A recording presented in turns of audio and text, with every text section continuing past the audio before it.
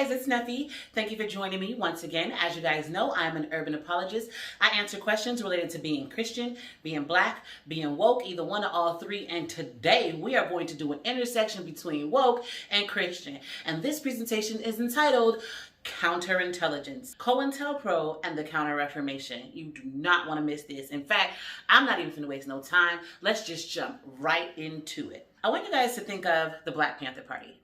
Just take a moment. What are your initial thoughts? Like, what are the first things that come to mind? For a lot of people who haven't done any real study on the Black Panther Party, the first reaction is militance, violence, black nationalism or extremism, all these negative associations that come along with this image of the Black Panther Party. Very few people actually know the Black Panther Party actually started in Oakland, California. Huey Newton was one of the co-founders. And what they used to do was ride around following police officers, basically. And when they pulled over an African American, the Black Panther Party for self-defense would pull over as well. With their guns, they had open carry laws, so it was legal, with their guns showing, to make sure that the citizen who was being pulled over felt a certain level of safety, as well as making sure that the officers were more cognizant of the presence of the citizens watching, so that it would discourage them from engaging in police brutality. They actually arose as a result of police brutality. Some other things that they did was initiate a free breakfast program in their neighborhoods. They had people cook inside their homes. And so children could come before school, back before we had school lunch and breakfast in school.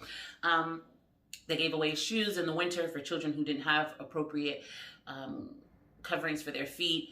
They did a lot of positive things. There, of course, were some extremists within the group who did things that most of us would not want to be affiliated with. But by and large, I think they had the right ideals, right? I'm not going to say that we should mimic everything they did or anything like that. But what I am saying is that we don't often hear the positive aspects of the Black Panther Party. And there's a reason for that. That is intentional. This is, a result of, for lack of a better phrase, programming.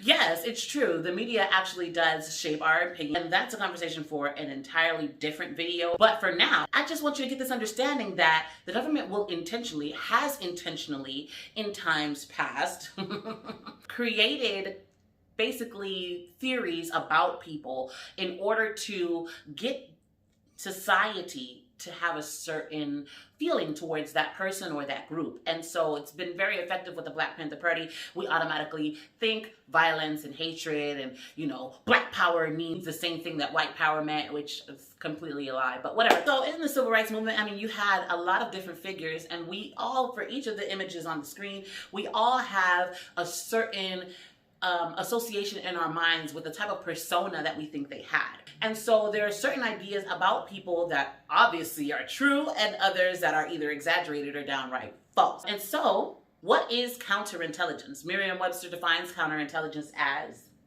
organized activity of an intelligence service designed to block an enemy's sources of information, to deceive the enemy, to prevent sabotage, and to gather political and military information. So a lot of times people hear the counterintelligence program or Cointelpro, they think it's a conspiracy theory. It is not. This is not a conspiracy theory. It's simply a conspiracy. And I'm going to show you, using the government's own documents, what it was that they were out for. The Cointelpro, according to Britannica, Cointelpro, or in full, the counterintelligence program, conducted by the Federal Bureau of Investigations, FBI, from 1956 to 1971. For what purpose? To discredit and neutralize organizations considered subversive to U.S. political stability. It was covert and often used extra-legal, read illegal, means to criminalize various forms of political struggle and derail several social movements, such as those for civil rights and Puerto Rican independence. So based on what Encyclopedia Britannica has to say, its intent was to derail such movements as the civil rights movement. Let's read further. Cointelpro operations were initiated against various organizations, including the Communist Party, Social Workers Party, Puerto Rican Nationalist Party, Black Panther Party, American Indian Movement, Southern Christian Leadership Conference, and the KKK. SCLC and KKK next to each other in a list just seems so out of place, but that's Cointelpro for you, baby. Tactics included intense surveilling, organizational infiltration. Who is doing this? Remember, as we're reading this thing, that we're talking about the FBI. We're talking about the U.S. government. So these acts were conducted by the U.S. government. It reads, organizational infiltration, anonymous mailings, and police harassment. These programs were exposed in 1971 when the Citizens Commission to investigate the FBI burglarized an FBI office in Media, Pennsylvania, stole confidential files, and then released them to the press. So they did what now? They infiltrated, they posed as members of various parties, including the Southern Christian Leadership Conference, which we'll talk about more in a moment, and the Black Panther Party. So I said before, like putting the KKK next to SCLC seems out of place, but putting BPP in our minds, the Black Panther Party, next to the Southern Christian Leadership Conference is also out of place.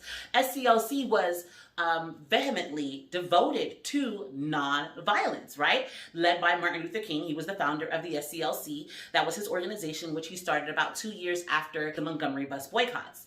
So why is the FBI concerned about the SCLC? This is one of the Cointelpro documents. Let's take a look at what they say their goals are. Prevent the coalition of militant Black nationalist groups. In unity, there is strength. A truism that is no less valid for all its triteness. An effective coalition of Black nationalist groups might be the first step toward a real Mau Mau in America, the beginning of a true Black revolution. So many lessons to be learned about this, but let's keep to the point of this video. Moving on to number 2. Prevent the rise of a messiah who could unify and electrify the militant Black nationalist movement. Malcolm X might have been such a messiah. He is the martyr of the movement today. Martin Luther King, Stokely Carmichael, and Elijah Muhammad all aspire to this position. Elijah Muhammad is less of a threat because of his age. King could be a very real contender for this position should he abandon his supposed obedience to the white liberal doctrine of nonviolence and embrace Black nationalism. Carmichael has the necessary charisma to be a real threat in this way. Number 3. Prevent violence on the part of Black nationalist groups. This is of primary importance and is, of course, a goal of our investigative activity. It should also be a goal of the Counterintelligence program. And then number 4, prevent militant Black nationalist groups and leaders from gaining respectability by discrediting them to 3 separate segments of the community. If we want to boil all of these down to some simple words, number 1, prevent unity amongst these Black folk. Number 2, prevent a leader from rising among them. And they even said that Martin Luther King would be a viable person for that position if he would abandon his ideologies of nonviolence, which, again, conversation for a whole nother day. Number 3, prevent violence, which brings back to mind my question, why is the SCLC even on here? If you're already saying that he is not violent and that you're trying to prevent violence, why is SCLC and Martin Luther King even on this list? Number 4, prevent the leaders from gaining respectability by influencing their perception of the people, both the Black community and the white community, of that individual. And so going back to the Black Panther Party, it is the perception that the government wanted us to have about the Black Panther Party and not the messaging of the party themselves that most people bought into, and that was a strategic move by the government to keep Black folk from having a revolution.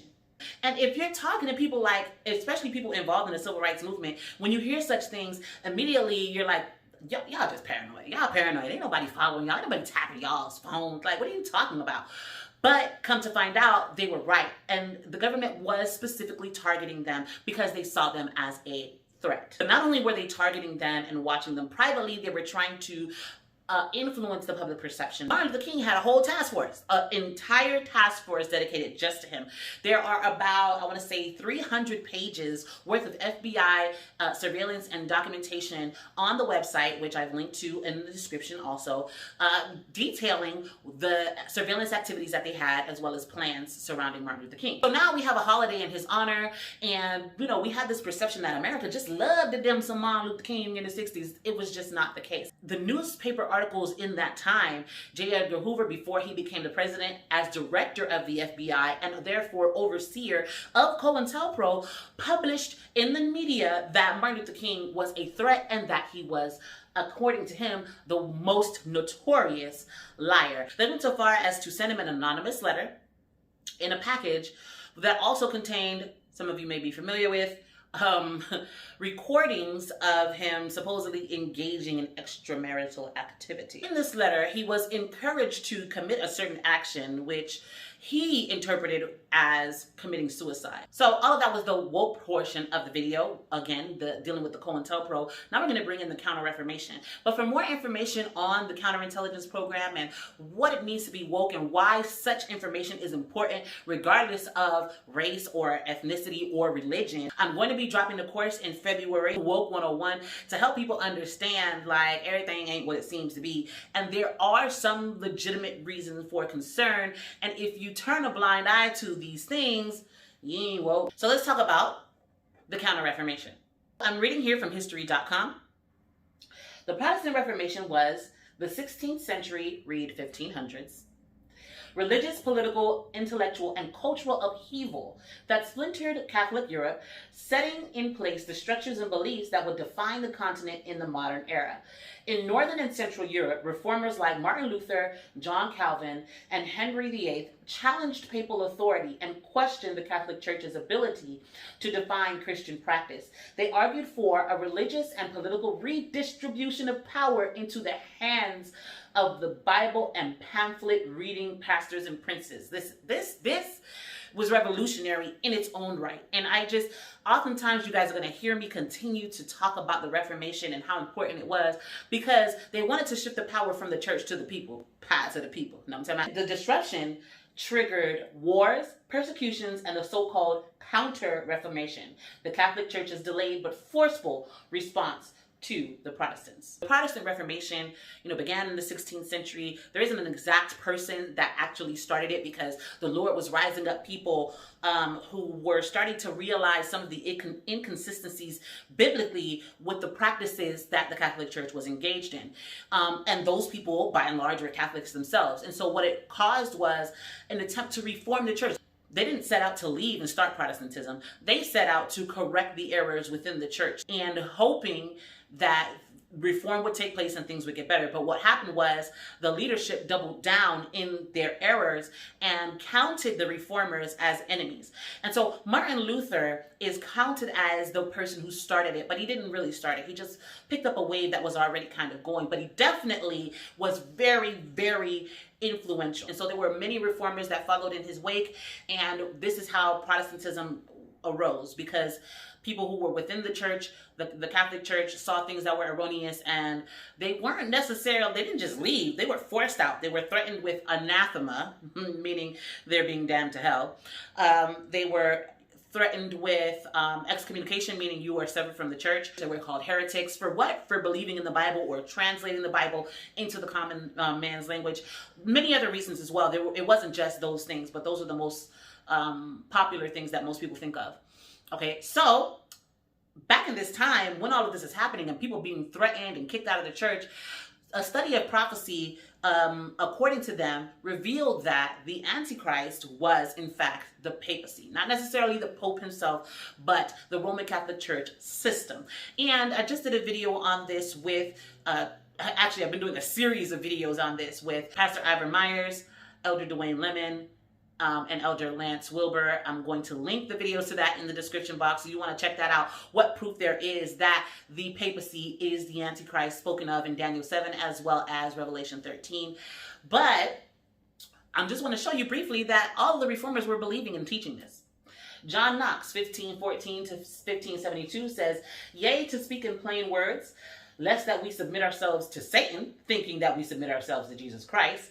For as your Roman kirk, as it is now corrupted, and the authority thereof, whereon stands the hope of your victory, I no more doubt, but that it is the synagogue of Satan, and the head thereof, called the Pope, to be that man of sin of whom the apostle speaks.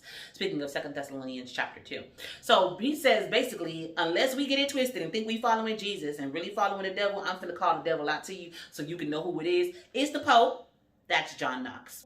Comparing Daniel chapter 7 and Revelation 13 and other chapters in the Bible in betwixt those two, pointing out to the Antichrist or the little horn or the beast, many different titles that the Bible gives this one power.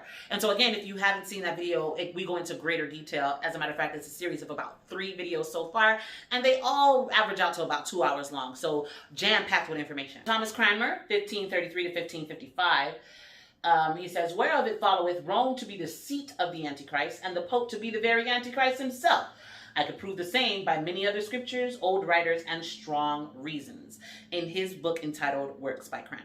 So you got all these people running around calling the church the beast and calling the Catholic Church and the Pope the Antichrist. And it was so widespread. It wasn't just like a little faction of people saying that, a little tiny group of people. Everybody was saying that. Like, it was the common understanding that, oh, yes, this is what the Bible is talking about. It's the Antichrist, it's the Pope. To the point where you could go into encyclopedias and dictionaries and look up Antichrist and it would say the papacy. So, but now that's not the case. That most people think you're insane if you say such a thing. So how did we get to this point? What does this have to do with counterintelligence? What they did was they formed a huddle. They got together and said, yo, what we gonna do, man? He calling us out. It was a council called the Council of Trent, where they resolved to complete a number of tasks to act as a countermeasure, to act in opposition. Remember, subvert, divert, discredit, right? All of those things that a counterintelligence program of the FBI did years later. The Catholic Church been doing this, okay? At the Council of Trent.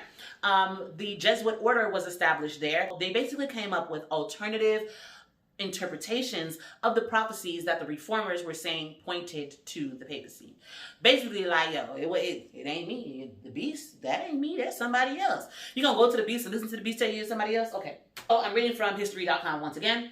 In Rome, the Society of Jesus, also known as the Jesuits, a Catholic missionary organization, received its charter from Pope Paul III. The Jesuit order played an important role in the Counter-Reformation and eventually succeeded in converting millions around the world to Catholicism. This is established on September 27th, 1540. So again, after the Reformation has already started, it was designed specifically to counter the Reformation, to act as a rebuttal to the Reformation. Kind of reminds me of the KKK and how it started in response to African American emancipation and liberation. It didn't start until after we were freed, in response to that, to try to put it in check. And so here we have the Counter-Reformation starting in response to the Reformation to kind of try to put it in check. So this is a book entitled The Early Days of Christianity. You can look that up, it's linked as well. But it basically establishes that there were 3 types of interpretations, 3 schools of thoughts for eschatology, or rather for the interpretation of these prophecies in Daniel and Revelation that we talked about a few seconds ago. And those 3 are, preterism, which basically says that all the prophecies has already been fulfilled. Futurism, all the prophecies are in the future, or historicism, or historical, continual historicism, which says that the prophecies are an outline of Christian history from the days of John until the end. So prophecy, there are some things that have been fulfilled, and there are things that are still waiting to be fulfilled. And that is the least popular at this time amongst these 3 options. There is no way that it could have been Antiochus Epiphanes, and that's just by simple reading of plain scripture and using common sense. So the guy who started preterism was a Jesuit priest. Remember that the Jesuits started as a result of the Counter-Reformation. And he is counted as the father of preterism. Basically that all the prophecies have already come to pass. We won't have to worry about that stuff. The mark of the beast and all that took place a long time ago in like the 2nd or 3rd century with Antiochus Epiphanes and all of these things. This particular line of interpretation did not arise until the Counter-Reformation, as a matter of fact, as an effort within the Counter-Reformation. Same is true of futurism, which was started in part by Francisco Ribera. So futurism says that everything happens in the future. Let's read from Britannica once again. It says, The Antichrist's triumphant reign, never clearly distinguished from the start of his ministry, will last for 3.5 years. Like Christ, the Antichrist will come to Jerusalem, but as the opposite of Christ, he will be enthusiastically hailed and revered by the Jews. And it goes on and on. But basically the same way I was saying before, when you looked up in a dictionary, you would find the papacy. Now you look up Antichrist and it says, oh, sometime in the future, the Antichrist is going to reign for 3.5 years. And nobody knows who he is because he's a future character or persona. But nevertheless, don't even worry about who he is. So those 3.5 years are something that are in the future. But again, this ideology arose as a result of the Counter-Reformation. So you had this idea that the Antichrist is the papacy. And then you have the papacy saying, oh, me? Nah, like, matter of fact, I'm going to give you 2 other options. It'll either happen in the past with Antiochus Epiphanes, or it's going to happen in the future for 3.5 years and don't nobody know who it is because it's in the future. But whoever it isn't me. And everybody just gobbled it up. If you've seen that movie Left Behind, that's kind of where this theory comes from. It comes from Francisco Ribera, a Jesuit priest who was installed as part of Counter-Reformation efforts. So once again, if you want to learn more about anything I've said today, please check out my website. I have a course, Intro to Urban Apologetics, which discusses some of the themes that we've talked about here today, but also goes into detail just in general defending Christianity as an African American and things that you need to know how to respond to certain questions and things of that nature. But the major point that I wanted to lay out for y'all today was simply that the counterintelligence program is a type of activity. It's a type of approach to a situation where they branded civil rights leaders as enemies of the state, basically, and engaged in these activities against them to change the public perception about those leaders so that they would not be effective in what they were doing, right? And that's without making a judgment call as to whether or not what they were doing was right or wrong. But because it was deemed a threat by the U.S. government, it's a threat. And what I'm saying is that same line of reasoning, that same approach was taken centuries earlier by the Catholic Church after they started getting called out by the reformers as being the Antichrist. They then said, oh no, let's offer the public an alternative way to perceive these things so that they no longer think that we are the Antichrist. Let's give them 2 other Antichrists to consider. And they completely made it up, and it has worked. By and large, the majority of Christians do not hold to the idea that the papacy is the Antichrist or anything of that nature. But I would just challenge you once again to watch those videos that I've done with Ivan Myers, Dwayne Lemon, and Lance Wilbur, and see for yourself what the Bible is saying and whether or not they are the Antichrist. For now, stay Christian, stay black, stay woke. If you have any questions, comments, or concerns, feel free to drop them in the comment section. I'm holla at y'all later.